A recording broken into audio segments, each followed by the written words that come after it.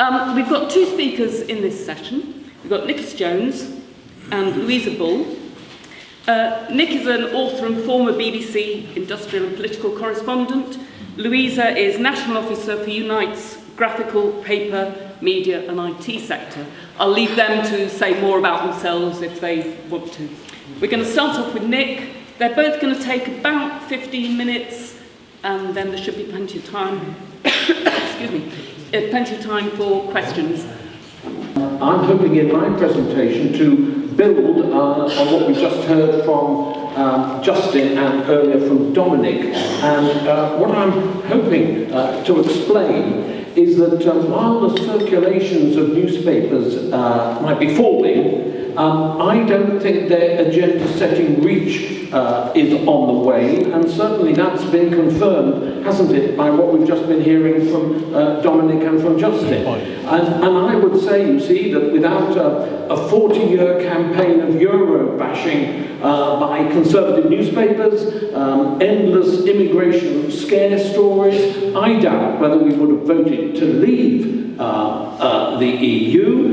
Similarly, I don't think that Boris Johnson would have won in 2019 with that landslide victory without the overwhelming backing of the Brexit press. And whatever one's views of Jeremy Corbyn on his company that he kept, on his activism, I don't think we can deny that the demonisation of him was unprecedented. I'm looking at newspapers like The Sun, the Daily Mail, the Daily Express, because I think they manufactured and recycled a constant campaign of vilification. I'm a former broadcaster. I used to work for the BBC, so I'm in the dog a bit on this, and I hope to be explaining what can be done to counter I think, the increased politicisation of the press. I would say, and I began reporting elections in 1960, that this is the vilest that I've experienced. Dominic Ring put it in the word of an academic, and he said he thought it had gone from strongly negative to very strongly negative. Well, I'm going to use the word vile. Now, the printed media might not have the same punch, but it can dominate the national conversation. The 24-hour news cycle, you see, has extended, in my opinion, the reach of the national press, because the front pages of newspapers are now treated as news in themselves. Late night and early morning press reviews devour the graphic and often highly politicised front pages. I think they're blatant propaganda. They're reproduced on websites like the BBC, on mobile phones, widely across social media. And what we discovered, didn't we, in countless vox pops. Now, I've written at length about what I think are the failures of vox pops, but the point was, all of those red wall constituencies where there were these countless vox pops in the Midlands and the North, we saw and often heard, time and again, elderly people repeating the mantra, get Brexit done, or the slur that Jeremy Corbyn was the terrorist friend. Now, Corbyn's demonisation, to me, was a case study in what I've called the production line of vilification. His sort of character assassination was exceptional because it lasted for 4 years and it was constantly being recycled and refreshed. His election in the summer of 2015 marked the start of what I said would be the beginning of these anti-Corbyn tirades.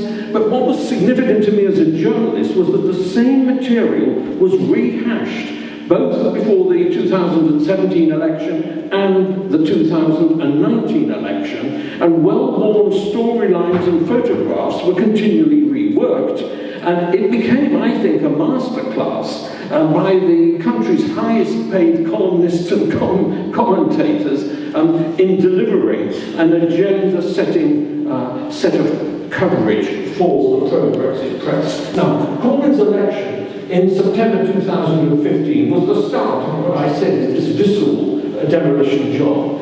Conservative newspapers could draw on a treasure trove of stories and photographs. What is so interesting to me, and I can talk about it perhaps in one of the questions, is that I was there, of course, 30 years ago, when a lot of these photographs were taken. And it's quite interesting to see how they have been used. Now, the challenge for the journalists was to find ways to project fear and alarm from faded press cuttings and images from the 80s and 90s. The now familiar storylines that we saw repeated in December, of course, they all start in 2015. A Corbyn-led government would return us to the 70s, to the winter of discontent. And of course, we have to remember that Corbyn is elected in 83. The Sun began publishing mocked-up photos of Corbyn wearing a cap and a communist red star. And of course, other themes emerged, like anti-Semitism, his links to jihadists, and the titillation, of course, for Daily Mail readers of sex pot trots. Now, let's just see how this turns out. So here is the very first image, and this was again repeated endlessly. This is the famous Leicester Square piles of rubbish, and of course his photograph is superimposed. Now this is a piece in 2015. This of course is a typical piece from the Mail. The earlier example was the Sun. This is about 1,000 days. This is before he's elected, how Britain would be destroyed. Here's the Sun, and of course you begin to see the red star on the cap. So this is the nightmare, and this is August of 2015. And of course this image will be countlessly repeated in cartoons, as we saw, continuously. And of course, then of course, we began to have the digging up of old photographs. It was of course the Mail that claimed they were the first to start the stories about his links to jihadis. They were the first, how the Daily Mail broke the story. This is August 2015. And of course, that's the Jewish Chronicle of August 2015, asking Corbyn questions he must answer. So you begin to see in the August of 2015 already the storyline with which we're going to become so familiar. This, of course, was the sex pot trot story, the posh past of the sex pot trot. This was Andrew Pierce of the Daily Mail. He was really digging deep here. And of course, that was the very famous one, which a lot of people thought was a step too far. Anyway, that's his election in the September of 2015, and of course we now come up to the 2017 campaign. And of course, what was so significant in 2017 was how those tragic events at Manchester and at the London Bridge attack conspired really to assist the tabloids in their demonisation of Corbyn. And we see, first of all, and the first point I want to make about the 2017 campaign was that I think that the vilification of Corbyn was giving her a sort of false sense of security, because she went into that election thinking she was going to win. And what was so significant to me was that she failed to follow through the attack lines which she'd been given by the tabloid papers. And of course, as we know, a lot of what the papers said had little impact on the young people who supported Jeremy Corbyn. But the constant demeaning of him did register with older voters. And while the 2017 drubbing wasn't as effective as the tabloids might have liked, to the relief of Corbyn supporters, there was no doubting the unchallenged influence of the Tory commentariat. The commentators and columnists exploited his past links with Sinn Féin after the Manchester attack, and then with jihadists after the London Bridge terror attack. So this is him launching his manifesto for the 2017 campaign, you know, with the cap and the star. Come on, click up. What's happened to you? There we are. And there we are. It's going to take us back to the 1970s. Come on. There we are. Now, this is a famous thing. This is Boris Johnson, then Foreign Secretary, and he's turning Corbyn into a mugwump. It's a sort of typical Boris remark. And I had to look it up. Apparently there is a science fiction film. People here might know what it is, but anyway, there is somebody called a mugwump in it. And that I thought was so interesting, because we're going to see later on, of course, how Boris Johnson expertly exploits these tabloid lines, these attack lines, in a way that May didn't. Come on. Here we are. This is typical of the Sun in 2017. Should I be speaking a little bit? Where would it go? Well, then I won't do it. Well, just keep clicking for me. Sure, it's down here. Of course, then we get the concert, and then we see how that, of course, is exploited by the Mail, the terrorist's friend. Then, of course, we see the Express doing the same thing. Then we have the London Bridge attack. Then we have the London Bridge follow-ups. And that was the Apologists for Terror. And that was the Daily Mail's front page. And we're now on the eve of the election. And they dig up this early photo of Corbyn at a rally. This is the inside of the Mail. The Sun have done a deal. I don't know who got the photo first and who managed to find it, but it was shared between the Sun and the Mirror, this picture of him at a jihadist supporters. And of course, this was the Sun's version of the same thing. Now, 2019, what I thought there struck out for me was the way that Boris synchronised his attacks to the tabloid agenda in a way which May had failed. And increasingly, we saw how the commentators have to rehash what they wrote in 2015 and 2017. But there is this synchronisation. And unlike Theresa, you see, the smears that he's the terrorist's friend and a security risk are really reinforced by Johnson out on the campaign and in the interviews that he gives. And of course, Corbyn's failing on anti-Semitism, it began in, of course, we saw it way back in 2015, but as has been explained, it resurfaces in full vent in 2018 and runs right through the 2019 campaign. And 2018, we see these photographs and clippings re-emerging. Now, this again is another example of a photograph which, and it's a fascinating thing to find out where and how the Mail manages to get these photographs, but this is, again, Jeremy Corbyn in Tunisia, and of course that photograph is used, again, this is in the Sun, they have this sort of arrangement to share pictures, they share the cost of them, and both newspapers are using the same picture in the same way. And of course this has a spin-off with a whole series of spreads which go right up. And this is Dominic Sandbrook, Apologists for Slaughter, The Useful Idiot. I'm mentioning Dominic in a minute. There's, of course, Corbyn and his cronies.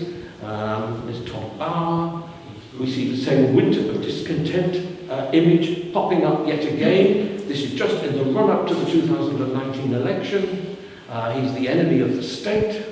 That, of course, going back, of course, sorry, we'll go back a minute, is, of course, a Boris Johnson interview, following up all of the various points that have been made, and you see how effective Johnson was in using these loyal newspapers for his electioneering purposes.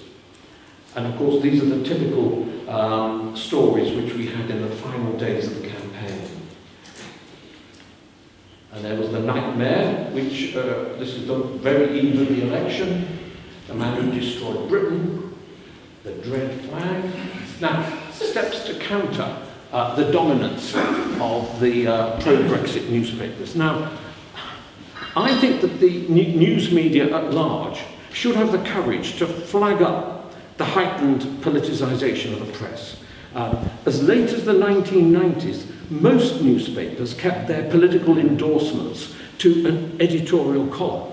The Sun was the first, I think, to print full-page vote Conservative front pages.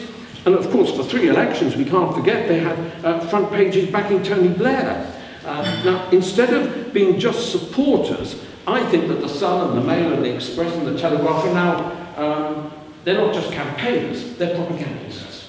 Has the time come to introduce some health warnings? Yes. Well, I wonder, you see, is when those front pages appear in television press reviews, I think it should often be, when the presenter is presenting them, a reminder to say, well, this is the Daily Mail, which of course urged voters to support Boris Johnson in the general election, which said vote Conservative. I don't think the newspaper reviewers are prepared to call it out. They somehow present the papers as being independent newspapers, when in fact they're now propagandists. Television presenters rarely indicate the identity of press reviewers. Now, this is something where I think is quite significant, because of course what we've seen is the way in which the commentariat, that's the commentators and the columnists of the left, have been hollowed out. They are nowhere near as powerful as those from the Conservative side. Now, come on, clicker. Now, what also surprises me is that you get columnists and commentators introduced in BBC and programmes across the broadcast piece, and they're described as authors, historians, yet they regularly write politicised pieces for the Sun, the Mail, the Telegraph and the Daily Express. And you see, I think that the programmes are failing, I think they're misleading the public, they give the impression their guests are independent writers and journalists, when in actual fact they're not. Now, and I think we should have a reminder. I showed you some of Dominic Sandbrook's pieces for the Mail. Now, he is a mainstay of the Daily Mail's production line of anti-Corbyn pieces, yet he's presented as Dr. Dominic Sandbrook, historian on the BBC, and there's never a reference to the fact that he's actually producing this sort of material. Now, why is the commentariat of the right in ascendancy? Well, I think we obviously know the Conservative papers pay the highest salaries. Some of those columnists and commentators who I know, who I've met over my years, I'm just finishing, they are the mainstay, and I think some are ashamed, but I think most are shameless. By comparison, the commentary to the left is a shadow of what it was. Why are there so few people speaking up? And I think any rebuilding of the opposition in the sort of 4 to 5 years we've got, unless Dominic's right and we get another snap election, I think we must hope that there will be a re-emergence of left-leaning think tanks and study centres. Perhaps academics in universities can do more. Perhaps the trade unions can help fill the gap. Absolutely. But I think there's no doubt about it to me that there has to be some way of the media at large countering the politicisation of the newspapers, because to me it has certainly gone much, much further than I can remember in my lifetime. I remember entirely what has been said by one of the earlier contributors about going back to Harold Wilson's day. I just feel myself that there has been a definite shift, and we saw it in this last election. Thank you.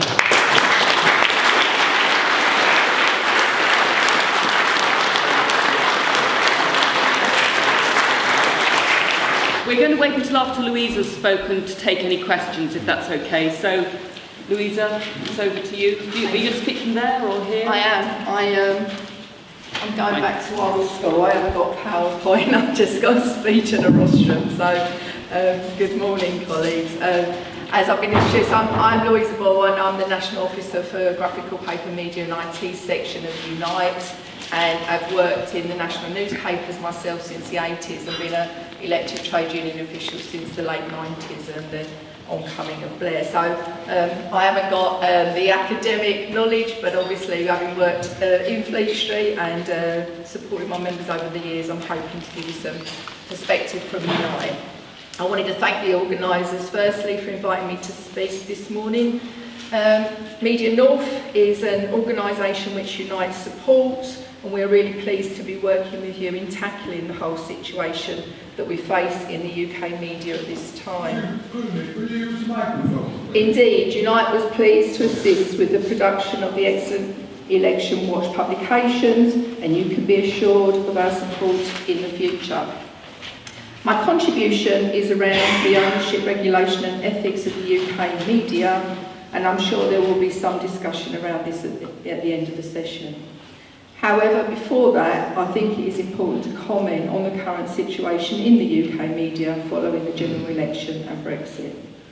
Post the arbitrary move of the lobby from the House of Commons to Downing Street last month, the actions of the Prime Minister, Dominic Cummings and Leo O'Brien this week in attempting to divide those journalists that they wanted to have a relationship with and that those they wouldn't allow into the briefing was sinister in the extreme. A blatant attempt by the Prime Minister to avoid hard questions and to control the narrative from those media outlets he perceives to be either friendly or under his control.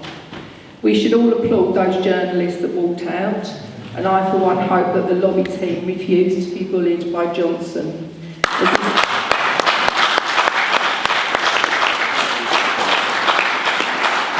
This is a slippery slope that, along with his other actions, clearly demonstrates a government that is determined to control the media in whichever way it can.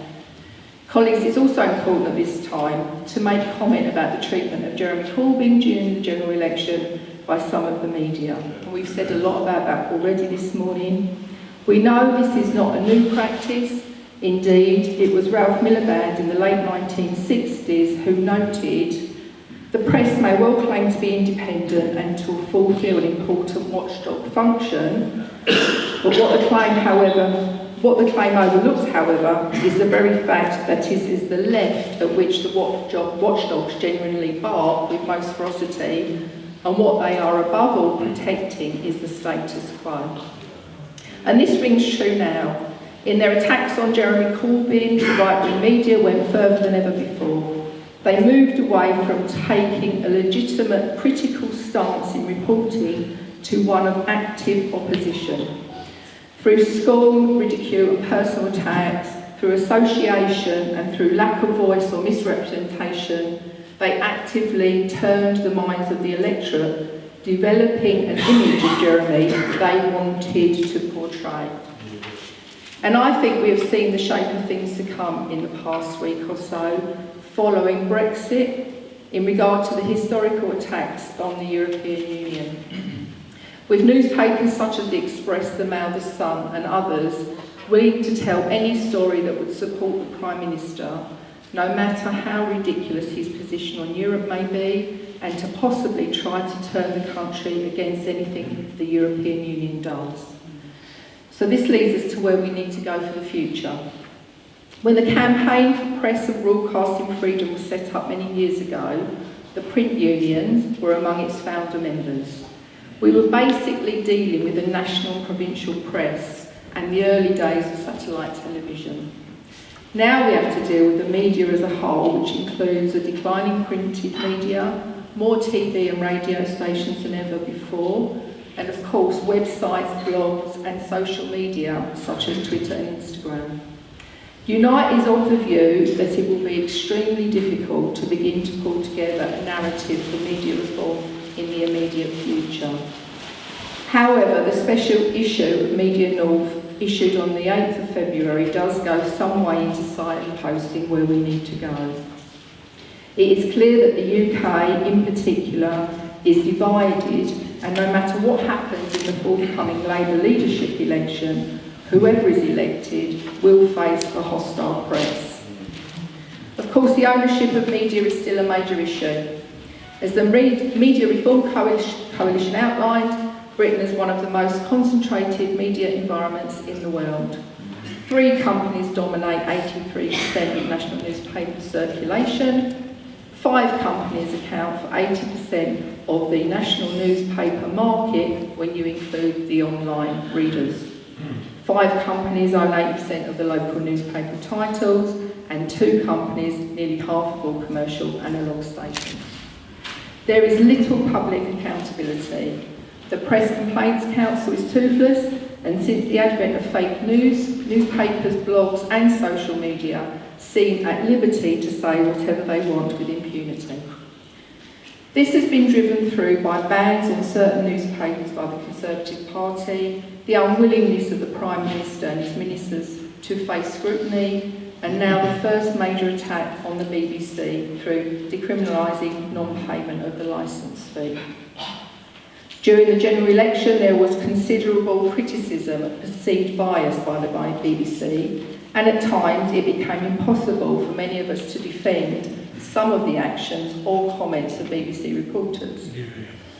Unite has always believed that you take the rough with the smooth, but some of the reporting, particularly on the Labour Party, fell far short of the standards we would normally expect, and with a complete lack of balance. Nonetheless, the government's attack on the BBC will not help, and is designed to undermine democracy and bully journalists into doing the government's bidding. If the BBC wants back the support of trade unionists and socialists, it would do well to recognise that it made errors, and the imbalance, such as the high visibility of people like Nigel Farage, who is not elected to anything, must come to an end. To show impartiality and fairness, presenters need to be seen to be impartial, rather than take a partisan stance in regard to right-wing politicians and commentators. We need to move away from critical news reporting. They have moved away from critical news reporting to just giving commentary and opinion to inform the public.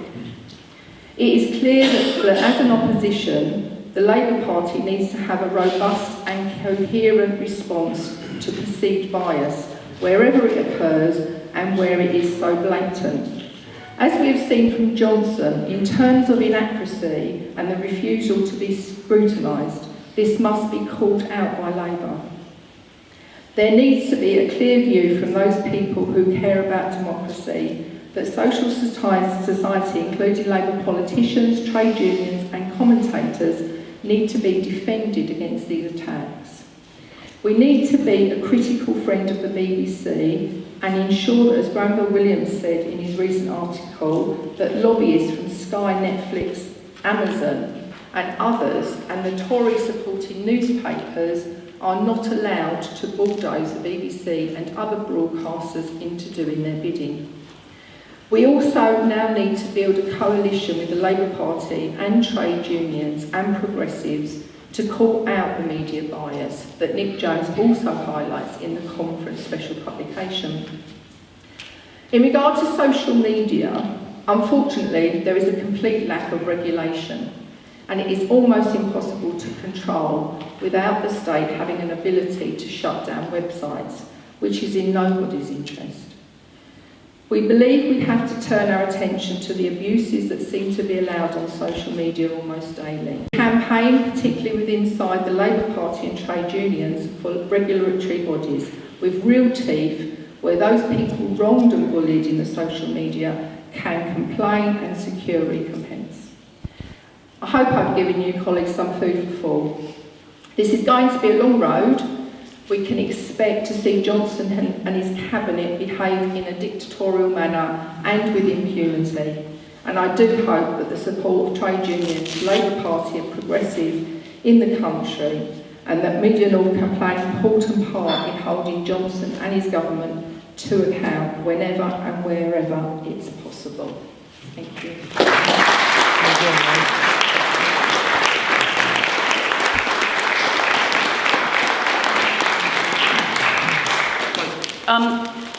I welcome any questions, comments, points. I'm just trying to get an idea of roughly how many people we've got who want to speak.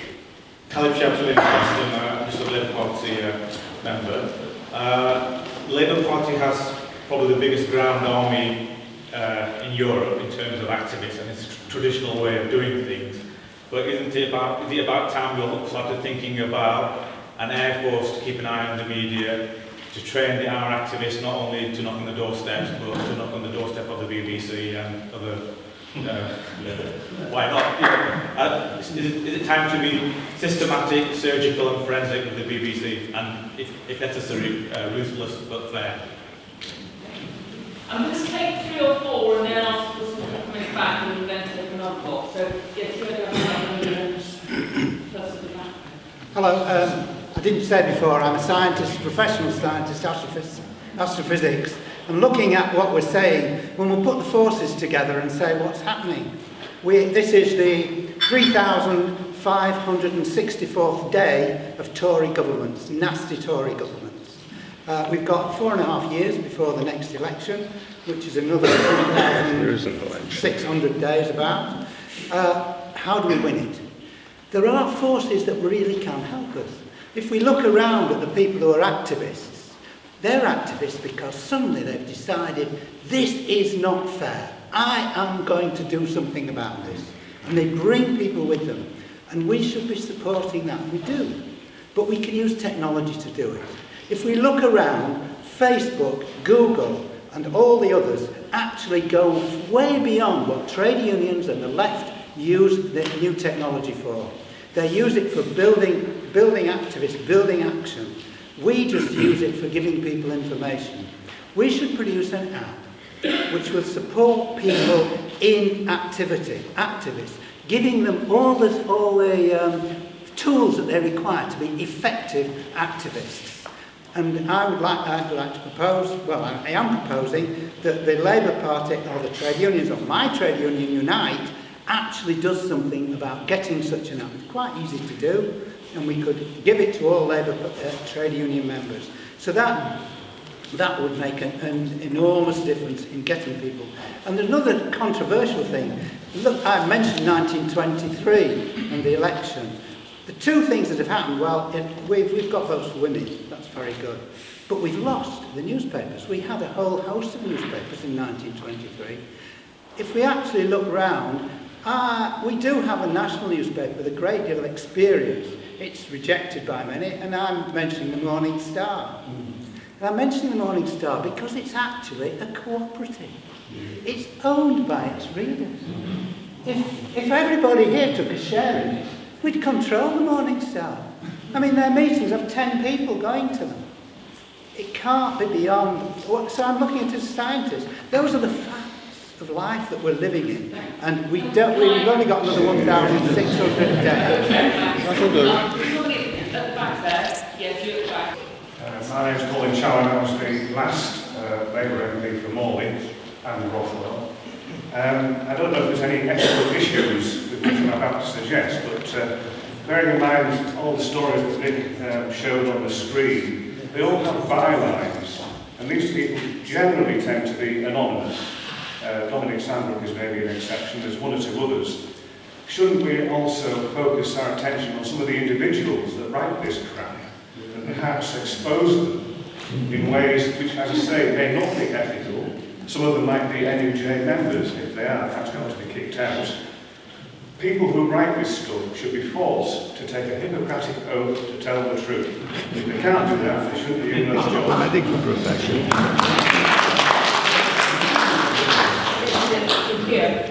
My name is John Farley, Leeds North East Labour Party.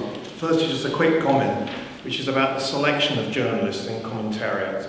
Whenever somebody comes on, I immediately look them up, and a huge proportion have been to private schools. Now, I'm not smearing everybody who went to public school, but it's indicative perhaps of the bias. And I wonder whether people, if they were fairly commenting on things, how long they'd keep their job, or if they get the job in the first place. Whether that's a change recently. The other thing is, the media are already on the Labour Party with the leadership election, and they're already telling us who we should choose as our leader. And it's having an effect, because in discussion groups people are saying, oh, we can't choose Rebecca Long-Bailey because she's just been called Rebecca Wrong-Daily. It's having an effect, and we need to think about that. And my question is, Rebecca Long-Bailey has proposed Labour should have some kind of rebuttal unit. Would that work, and how do you see that work? I mean, because it's a big job to take on, but we do need to be a bit more robust, I think, in our response. Which of you would like to? Right. Well, sorry. I'm not sure if it's work. Is it working? I'll just stand up so you can all hear me. Thank you very much for the questions. The point you made about Labour Party activists, they should become media monitors. I've got the scars on my back, you see. One of the most effective things about the Conservative Party is the way in which they use front organisations to terrorise organisations like the BBC. Now, in the days when I was an industrial reporter, and I reported all the big disputes of the 80s, I would often be called in by the Bee because of complaints from various organisations that there were too many union leaders appearing. There were more aggressive questions of union leaders than of bosses, and all sorts of complaints were being made. And the point about it was that they were very effective. And now, of course, in subsequent years, we had Migration Watch, the Adam Smith Institute, the Taxpayers Alliance. What they do is they monitor the BBC and they make complaints. They understand the system. And of course, this feeds the newspapers. So your suggestion, what can young Labour activists do? Well, they can get to work. But of course, what does the trade union movement need to do? What do other groups need to do? Well, they need to set up think tanks, organisations that have got some clout, that can actually look at this information and use it in a way that isn't possible. You see, we've heard from the academics, and their surveys are fabulous, and no one would question them, but they can't go quite as hard politically as the organisations did against people like me and against the BBC, because this puts the fear and dread up the BBC, you see, because they get whole screeds of complaints from these organisations, and they've monitored the output, and they come up with all of these complaints. And it comes on finally to this question about the people with bylines. That's the point I'm making, you see. The point I make is that the BBC programmes pussyfoot around, and they won't make the point that author or historian is also propagandist in the Daily Mail. They are frightened to say. Why are they frightened to say? Well, they fear that they wouldn't get these guests on their programmes. That's the reason that they're fearful of calling them out. But I think, you see, that the BBC, and not just the BBC, which I work for, but other broadcasters, I think we're failing the listeners and viewers by not really being clear about the identity of the people. As you rightly say, they have bylines in the Sun, the Mail, the Express, and yet they're presented as neutral, independent observers on the BBC, or Channel 4, or whatever. Because, as I said, the presenters lack the guts to issue the health warning that I think should be issued. Thanks, Nick. A Labour army, eh? That sounds quite interesting. I mean, we have got an army. The problem is we haven't got an army that's politicised. We've got a generation that doesn't understand what's gone on before them. And therefore, when you're getting all your headlines and you're getting all your awareness from social media and not reading behind that or analysing what's behind that, there is a gap in your political understanding of what's gone on in the years. So yes, Unite has been addressing that through political school. The party has been addressing that through political school, and that will continue. But that's going to take a build. That's going to be a real rebuild of people's awareness and understanding of what they've actually moved into in the world of social media, and moving away from the newspapers or the ability to sit down and just read that. And I agree with you. I agree with you that, it is very much a commentary. It is an opinion-making news force. But, I wouldn't want to go as far as to say we've all got to chuck out the NUJ members because they're breaking the rules. I worked with the NUJ. I had to join chapel for nearly 15 years at the Daily Telegraph and worked very closely with them. And, they are employees the same as everybody else who have also get some bullying and harassment and some pressure building in their workplace. So you have to remember that as well. So as much as we want to be critical of some of those key commentators, there is also a huge workforce out there that are under a lot of pressure, and at the BBC particularly. So just pay some caution to that as we go along. But look, we are very supportive of Election Watch. We are very supportive of MediaNorth. We are very keen to grow the army of people, and Unite will do whatever we can. Rebecca Long-Bailey has made her comments felt. Unite have made their position around Rebecca Long-Bailey quite clear. She's a member of ours. She went through our political school. She's rooted in that awareness, and we hope that that will do her in good stead. But it takes everybody, and I think today's discussion is just part of the framing of what we need to do to redress the balance. Yeah, my name's Chris Owen. I'm a Unite community activist. I'm also political education officer for Dewsbury CLP. I agree with everything that's been said, of course. I'd like to make 2 points. One is, let's go back to 1945. In 1945, Churchill, who's been mentioned once before, his strapline was, you vote Labour and you get concentration camps set up all over the UK. It was seen as a lie then, and of course it was. However, we got elected because we didn't take that on. We had a great manifesto. We had the NHS, the Education Act, 1944. I won't go on. What did we have in 2017? A great manifesto. And I agree with what you're saying about the attacks on Corbyn, but they didn't work through because we had the message. We had a more civilised society, fighting austerity and things of that nature. That's where we go. In an army. You mentioned the army. We have got a programme in Unite Community called Uniting Schools. I started off last week in Calder High.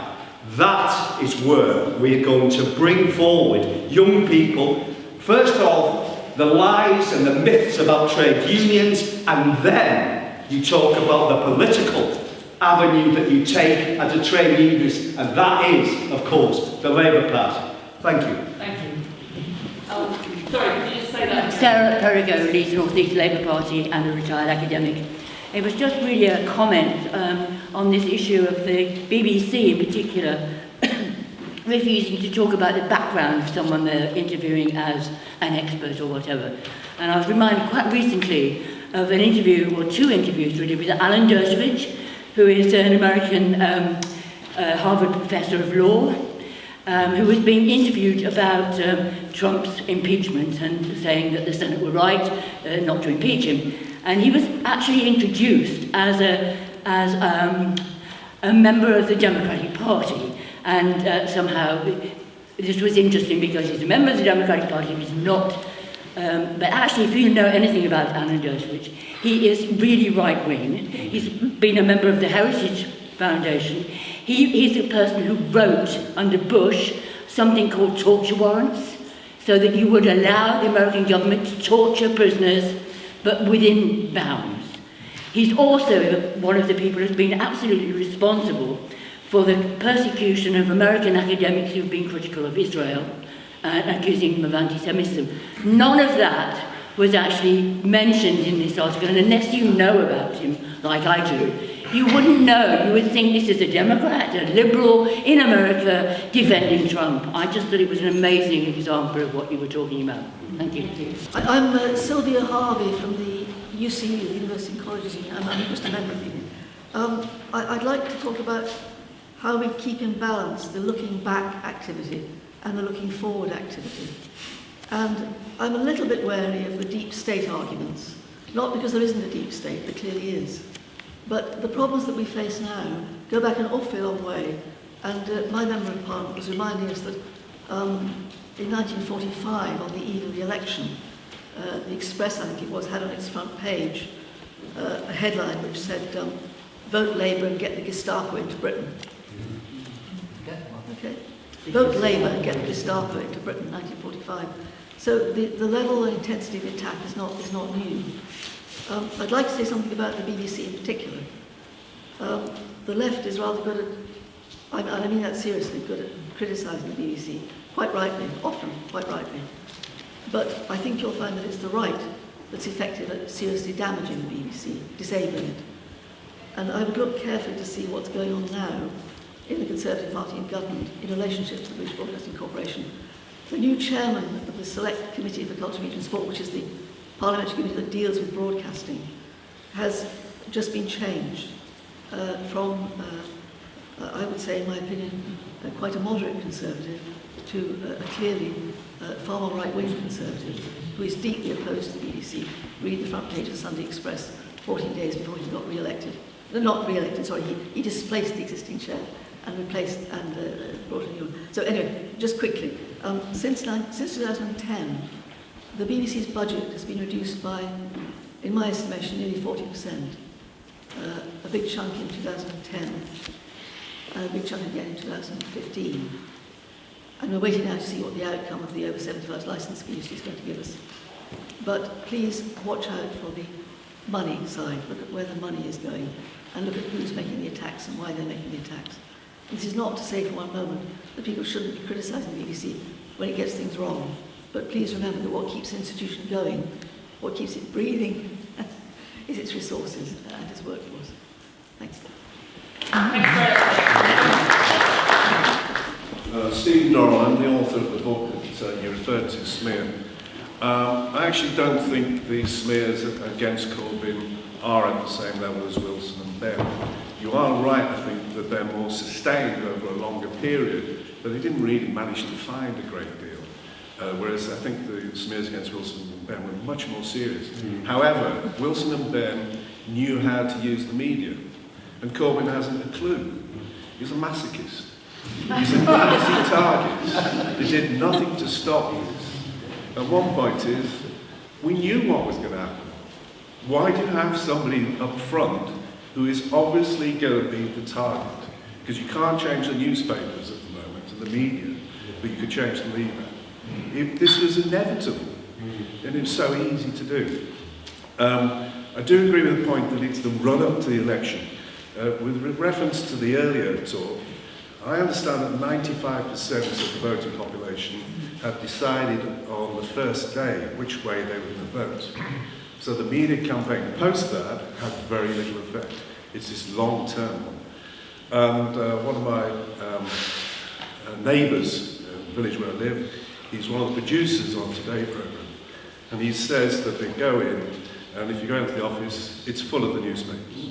And they look to the newspapers to lead the agenda, and in particular the Mail. The Mail is still the important one. However, there's a couple of points.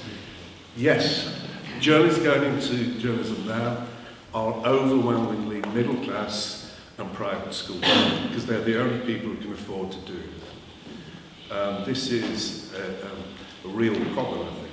The other point about asking journalists to tell the truth, I'm all for it. However, we live in a world where the overriding philosophy is relativism. The truth is relative. And I suspect there are people in this audience that think truth is relative.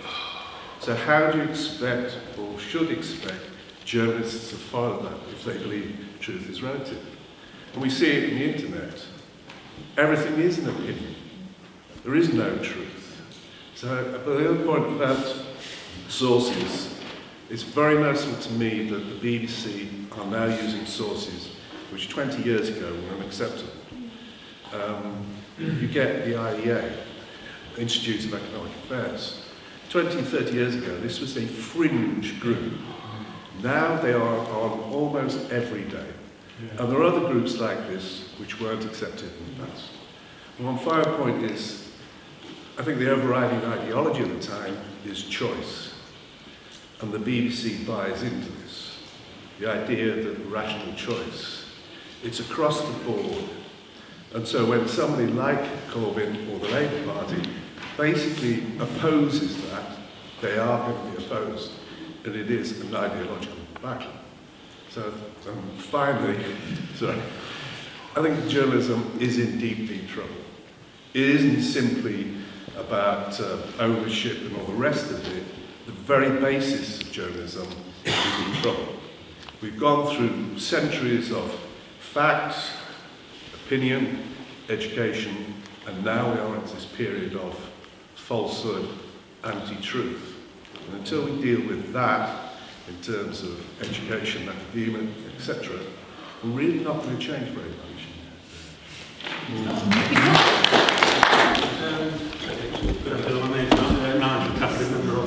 Municipal Service Commission, recently just joined the Labour Party to vote for Rebecca and Bailey. A couple of points I want to make regarding the NUJ. Don't journalists have a code of conduct regarding what they actually have to do, what they write when they're writing pieces for newspapers? I'm just asking the question. And if there is a code of conduct, I mean, can't they not? If they know they're writing something that's blatantly wrong, or not the truth, can they turn around to their editor and say, I'm not going to do it? I'm refusing to write that piece. I don't know, I'm just asking the question. Yes, Go in. And this about the review of the papers. The question for Nick is, this review of the newspapers on television, on the BBC, Sky, and ITV do it. When did that start, reviewing the newspapers? And why do the broadcasters do it? Because to me it's like giving free publicity to the right-wing rags. And I don't know if there's any connection why they're giving that publicity to the right-wing rags. When, I'm also a Morning Star reader, they'll refuse, the BBC and the broadcast refuse to review the Morning Star, but they're quite happy to review the Daily Mail and the Express. And there's people complaining to the BBC and got nowhere about the Morning Star. Yes. Thanks. Richard House from Gloucestershire, Labour Party member, writer, Jeremy Corbyn supporter. I think it's very important when we get this microphone to be really brief, so I'm going to really try and do that. Watching what Nick actually presented is not good for people who suffer from high blood pressure. And it's possible, Nick, to actually have a copy of your, presentation. That would be really helpful. My question is, as a psychologist, I think psychology really is important in all this. It's very important for people here to realise that most people are not interested in politics. They have very little interest. They aren't like us. They don't watch politics all the time. And so that means the vast majority of people are very susceptible to the kind of propaganda that we've actually seen. And we have to address that issue and think it through and try and really work out what we can actually do about that. It's a big problem. Thank you. Thank you. Thank you. Dave Williams, Yorkshire Numberside Fire Brigades Union, no relation to Grenville. Yes, just to make that clear, so we were no favouritism. We've already seen attacks on the leaders, and I'll be even briefer. Richard Bergen, my MP, was wrongfully accused of being a Nazi by the son, and Richard took the son to court, and the son ended up paying £30,000 in expensive damages.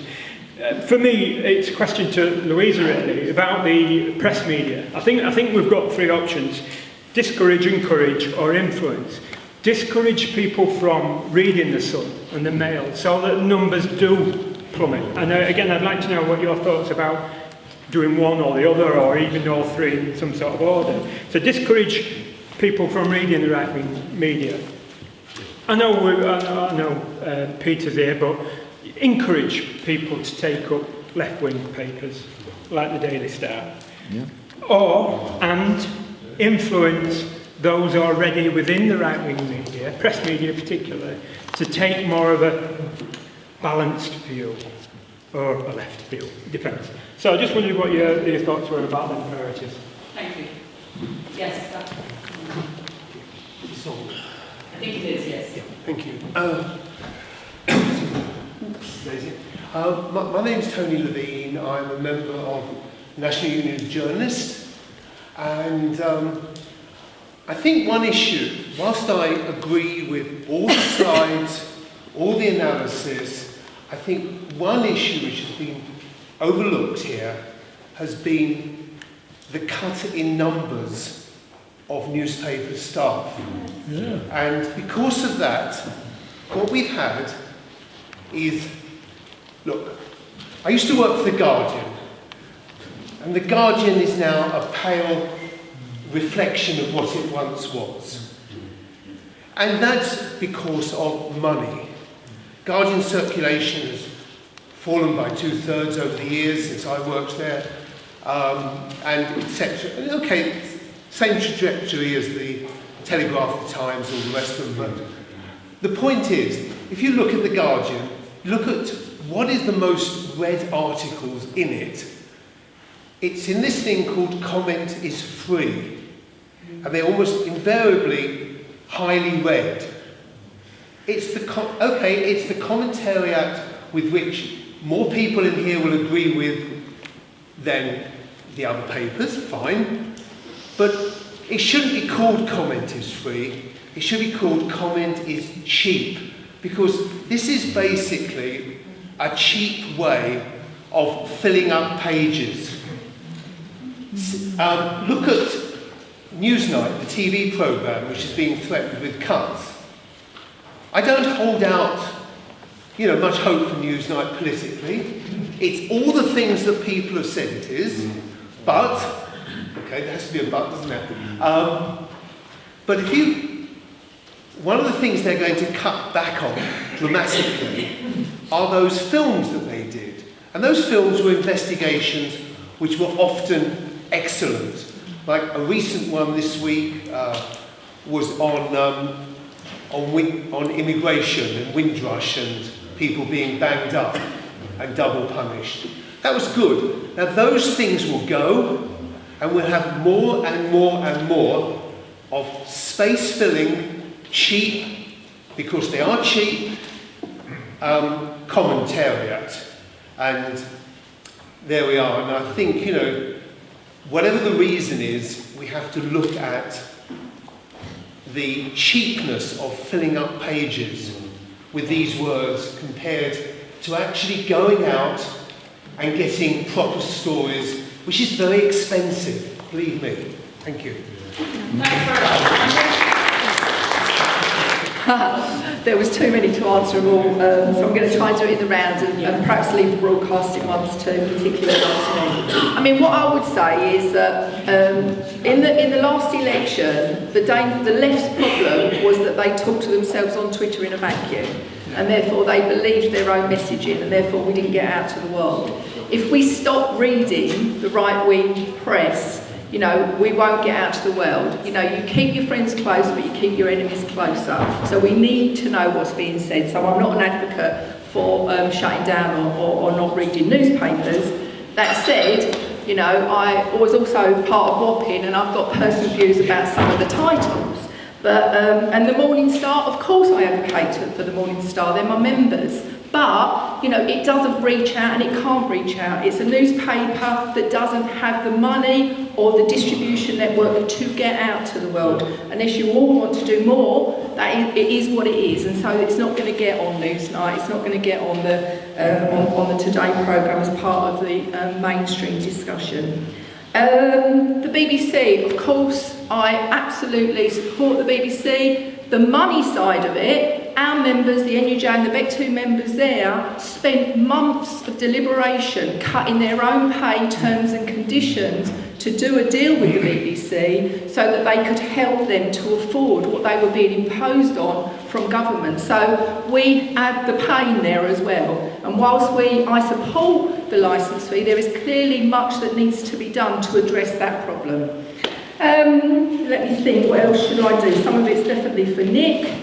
Obviously the political school stuff, yeah, we support that and I embrace that. I think every kid in school, if they went through our political education programme, the world would be a different place. But I'll let Nick do this. Thanks very much, Louisa. Thank you, everybody, for the questions.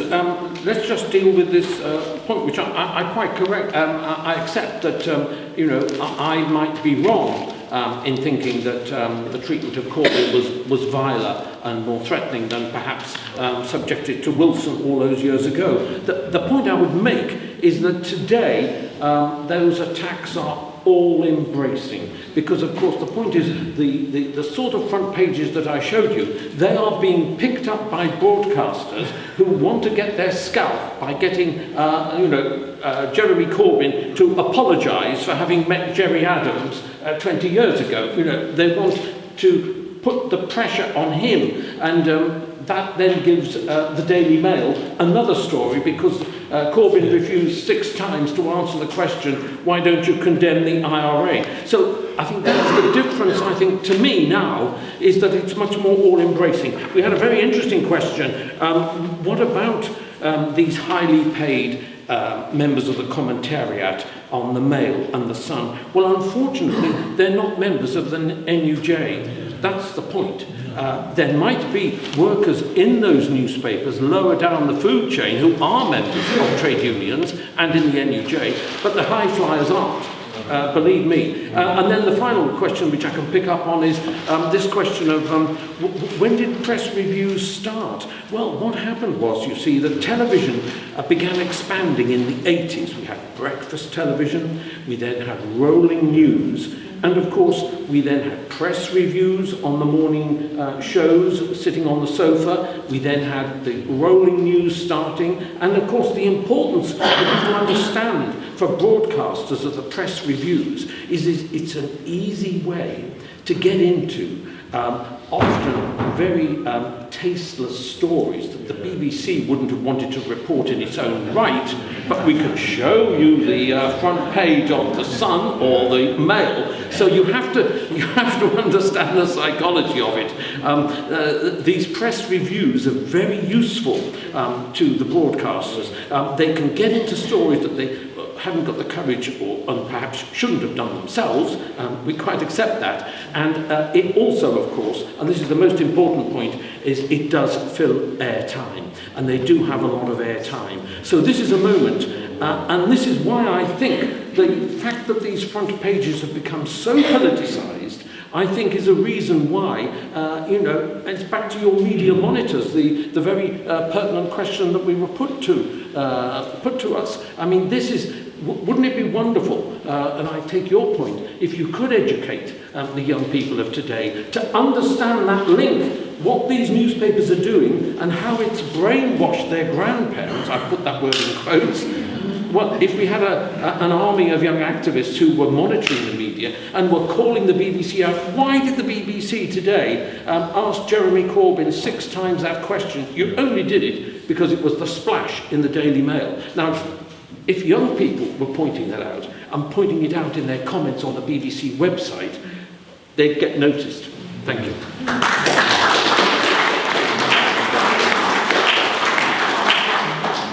Right, I'm sorry we've run over a bit, but I'd really like to thank both Louisa and Nick for their contribution.